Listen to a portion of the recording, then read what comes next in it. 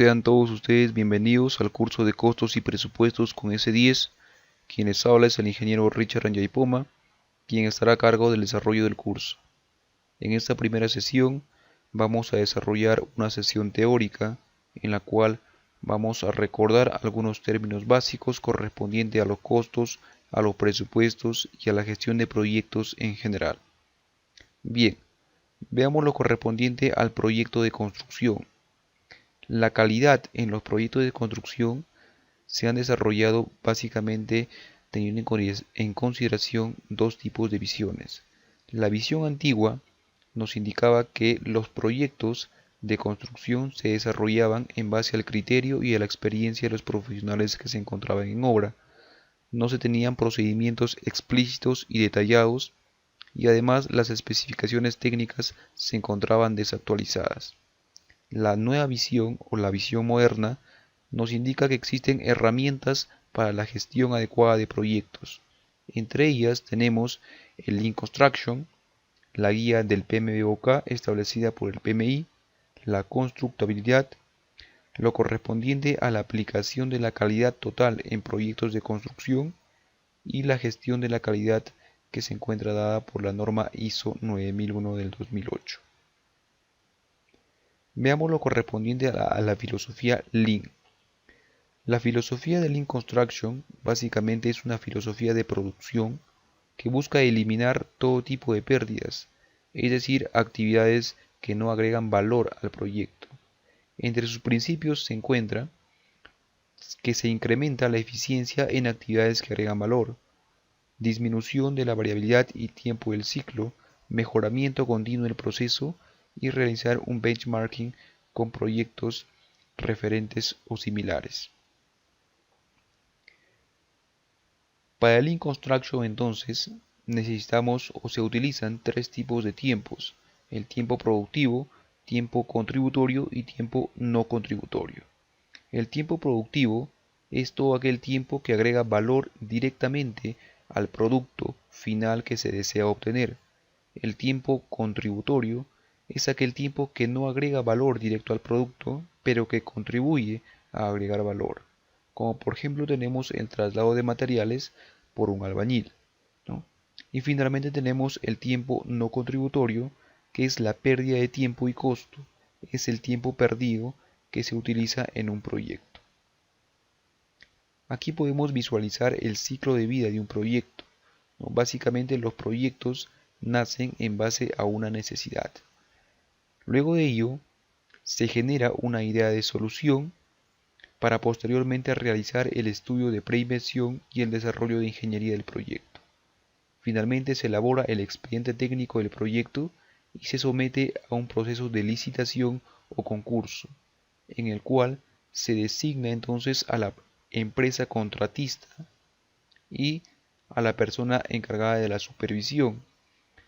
Una vez elaborado ello, se ejecuta el proyecto y se obtiene el producto final, obteniéndose pruebas para la recepción de la obra.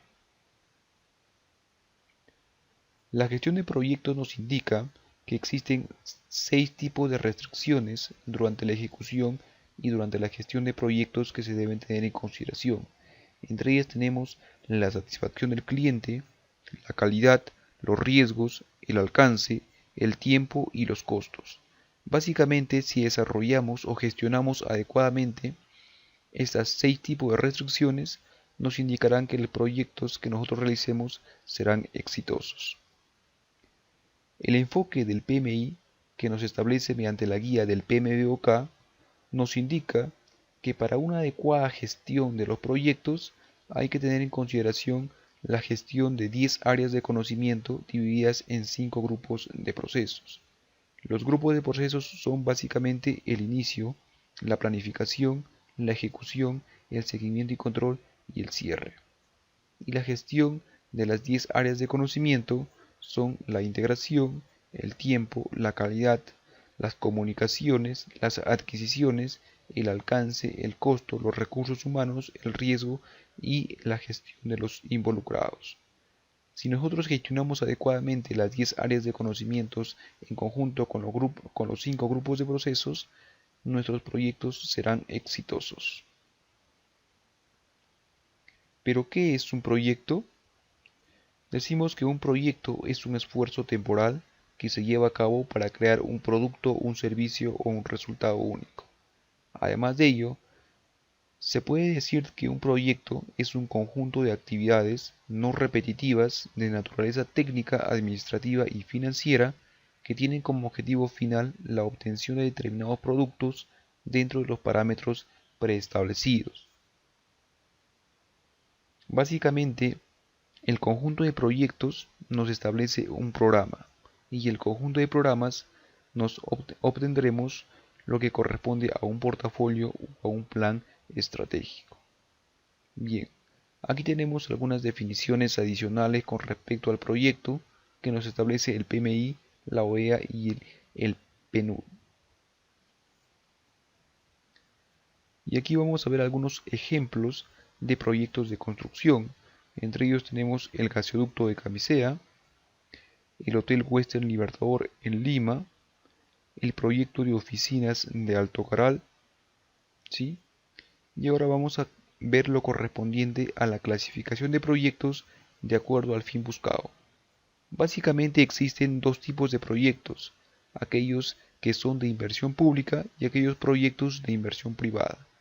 Además de ello, tenemos los proyectos de inversión social y los proyectos vinculados a la planificación económica. Veamos los proyectos de inversión pública. Es toda intervención limitada en el tiempo que utiliza total o parcialmente recursos públicos con el fin de crear, ampliar, mejorar, modernizar o recuperar la capacidad productora de bienes o servicios, cuyos beneficios se generan durante la vida útil del proyecto. No es un proyecto de inversión pública las intervenciones que constituyen gastos de operación y mantenimiento. En el caso entonces de los proyectos de inversión pública, estos se encuentran regidos por la Ley de Contrataciones y Adquisiciones del Estado y su reglamento. Básicamente existen sistemas o modalidades de contratación en obras públicas.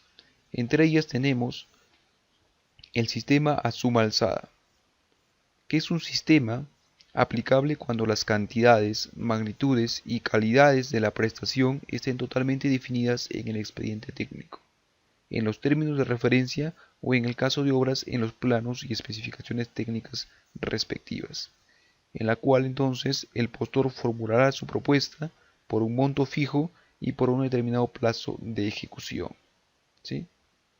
Y luego tenemos el sistema de contratación mediante precios unitarios, tarifas o porcentajes, que se aplica cuando la naturaleza de la prestación no permita conocer con exactitud o precisión las cantidades o magnitudes requeridas. En este sistema, el postor se formula una propuesta técnica ofertando los precios unitarios, tarifas o porcentajes en función de las partidas o cantidades referenciales contenidas en las bases y que se valorizan en relación a su ejecución real y por un determinado plazo de ejecución.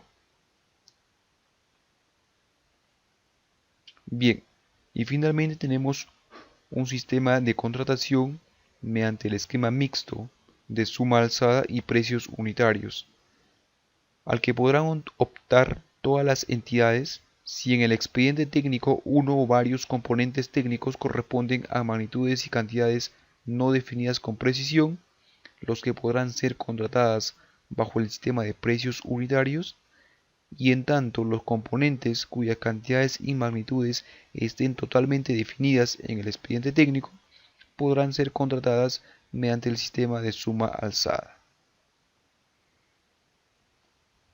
Las modalidades de ejecución de obras públicas tenemos por contrata y por administración directa. Por contrata básicamente es cuando una empresa licitadora o una empresa tercera realiza la ejecución del proyecto. Y por administración directa cuando la misma entidad con sus recursos, con sus materiales y su equipo ejecutan la obra propuesta. Aquí lo tenemos por administración directa cuando la entidad del sector público con su personal e infraestructura, es el ejecutor de los trabajos adquiriendo para tal fin los bienes y servicios que requieren para su atención. ¿Sí? Veamos ahora los proyectos de inversión privada. Básicamente, un proyecto de inversión privada es la delimitación del trabajo a realizar para cumplir los objetivos y desarrollar los entregables del proyecto. En el caso de contratar con entidades privadas, las reglas de juego que se sigan para la determinación del otorgamiento de la buena pro se sujetan a lo acordado por las partes que intervienen en el contrato, básicamente con la gerencia principal. Aquí tenemos un ejemplo de una ficha de proyecto de inversión privada y veamos lo correspondiente a las etapas de un proyecto. En la gestión de los proyectos tenemos 5 grupos o 5 fases por las cuales pasa un proyecto, que es el inicio, la planificación, la ejecución, el seguimiento y control y el cierre. Y aquí podemos visualizar el ciclo de vida de un proyecto, el cual está dividido por fases. El expediente técnico. El expediente técnico es el instrumento elaborado por la entidad licitante para los fines de contratación de una obra pública o privada. El conjunto de documentos que comprende un expediente técnico son básicamente la memoria descriptiva, las especificaciones técnicas, los planos de ejecución de obra, los metrados, los presupuestos, la fecha de determinación del presupuesto de obra, el valor referencial, el calendario de avance de obra, las fórmulas polinómicas y, si el caso lo requiere, estudio de suelos, estudios geológicos o algunos estudios adicionales dependiendo del tipo de proyecto que se esté realizando. El marco lógico del expediente técnico es la Ley de Contrataciones y Adquisiciones del Estado. ¿Sí? El expediente técnico, antes de ser aprobado por la entidad licitante, debe estar visado en todas sus páginas por los profesionales responsables de su elaboración y por el área especializada responsable de su revisión. En la Resolución de Contraloría número 196 de 2010 indica algunas responsabilidades funcionales por deficiencias en el expediente técnico de obra. Las deficiencias en el expediente técnico que originen mayores costos a las obras derivan en responsabilidades administrativas, civiles y o penales, según sea el caso, para aquellos que hayan formulado y aprobado el expediente contractual en tales condiciones. El formulador del expediente técnico es la persona encargada de preparar la documentación establecido en el contenido del expediente técnico. Usualmente es un conjunto de profesionales, arquitectos, ingenieros civiles, geólogos, hidráulicos, etc., dependiendo del tipo de proyecto que se esté realizando. El evaluador es la persona encargada de supervisar la calidad de los documentos del expediente técnico en un tiempo establecido y determinado. ¿Sí? El expediente técnico en obras públicas es aprobado por el titular del pliego o la máxima autoridad administrativa de la entidad, previo informe del evaluador. Se materializa a través de un acto resolutivo. De ser necesario, se requiere la licencia de construcción. Aquí tenemos un expediente técnico el cual ha sido aprobado por la entidad máxima, en este caso del cliente. En obras privadas, la aprobación del expediente técnico corresponde al directorio de las empresas o a los propietarios de la obra privada correspondiente. En el ámbito jurisdiccional de las municipalidades, son estas quienes aprueban el expediente técnico a través del otorgamiento de la licencia de construcción. Y aquí tenemos entonces los documentos que se encuentran en un expediente técnico, ¿no? Las bases de licitación, la memoria descriptiva, las especificaciones técnicas, planos, metrados, análisis de precios unitarios y presupuesto, estudios correspondientes al tipo de proyecto, fórmula polinómica y un modelo del contrato. ¿Sí? Aquí tenemos la memoria descriptiva. Es la descripción detallada del proyecto y comprende aspectos relacionados con introducción, antecedentes, estado actual de la obra, vías de acceso, estrategias de desarrollo, etc. Luego tenemos lo correspondiente a especificaciones técnicas. Constituye un conjunto de reglas que se encuentran vinculadas a la descripción de los trabajos, métodos de construcción, calidad de materiales, sistemas de control de calidad, métodos de medición y condiciones de pago requeridas en la ejecución de una obra. Cada una de las partidas que conforman el presupuesto de obra debe contener sus respectivas especificaciones técnicas detallando las reglas que definen las prestaciones específicas. Los planos serán elaborados de tal forma que reflejen exactamente cada uno de los componentes físicos de la obra. Los metrados constituyen la expresión cuantificada de los trabajos de construcción que se han programado ejecutar en un plazo determinado. Asimismo, son necesarios para determinar el presupuesto de obra, por cuanto representan el volumen de trabajo por cada partida. El valor referencial en el presupuesto de obra es el valor referencial constituye el monto de la obra a ejecutar, determinado a partir de la elaboración del presupuesto, que está compuesto por el costo directo, los gastos generales, la utilidad y los impuestos. Está comprendido en el expediente técnico de la obra, salvo en la modalidad concurso-oferta, donde el postor ganador es el que elabora el expediente técnico de la oferta. El costo directo se formula previa cuantificación de los metrados de obra y análisis de precios unitarios.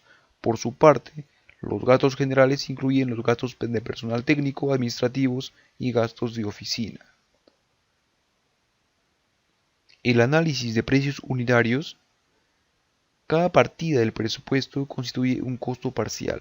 La determinación de cada uno de los costos requiere de su correspondiente análisis de precios unitarios, es decir, la cuantificación técnica de la cantidad de recursos en mano de obra, en materiales, equipo y herramientas que se requiere para ejecutar cada unidad de partida y su costo. El análisis de precios unitarios hay que recordar que no incluye el IGB. Luego tenemos el calendario valorizado de obra, que nos permite básicamente gestionar el proyecto y determinar las holguras en los tiempos.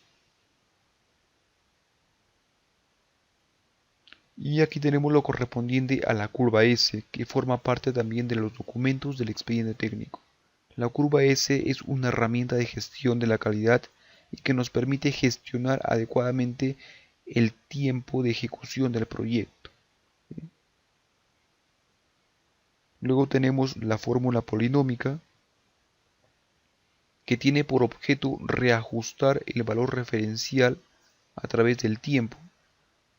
Sus principales características de la fórmula polinómica son que el número máximo de monomios que debe considerar la fórmula es de 8, el coeficiente de incidencia de cada monomio debe ser mayor o igual al 5%, cada monomio puede agrupar hasta 3 insumos, se lo formula sin incluir el IGB y la suma de los coeficientes de incidencia es igual a 1. Luego tenemos como parte del expediente técnico los estudios de impacto ambiental, los estudios básicos de ingeniería y algunos estudios adicionales dependiendo del tipo de proyecto. Ahora vamos a ver lo correspondiente a la obtención de un presupuesto de obra utilizando el programa del S10 Costos y Presupuestos. ¿Sí? El software S10 Costos y Presupuestos permite al estudiante elaborar un presupuesto de obra. Pero, ¿qué es un presupuesto de obra? Básicamente, un presupuesto de obra está compuesto por el costo directo más el costo indirecto. El costo directo son aquellos que quedan insumidos en la obra. Representan los costos directos, la mano de obra, los materiales y los equipos y herramientas. La sumatoria en mano de obra, materiales y equipo y herramientas nos establecerá el costo directo de obra. El costo parcial es igual al metrado por el análisis de precios unitarios de cada una de las partidas que se vienen ejecutando en el proyecto. Durante el desarrollo de los análisis de precios unitarios, vamos a ver algunos términos básicos como por ejemplo rendimiento, cuadrilla y aporte unitario. El rendimiento es la cantidad de trabajo que se obtiene de los recursos por jornada.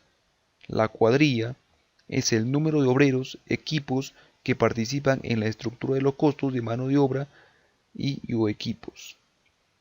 El aporte unitario es la cantidad de recursos que se necesita para ejecutar una unidad determinada de una partida. Aquí tenemos un ejemplo de un análisis de precios unitarios. En la parte superior podemos visualizar el rendimiento, los correspondientes aportes unitarios y lo correspondiente a las cuadrillas que se ingresan en cada uno de los recursos. Los costos indirectos básicamente están conformados por los gastos generales y la utilidad. El costo directo más el costo indirecto nos establece un subtotal, el cual después de ser afectado por el IGB nos establece un presupuesto general de obra.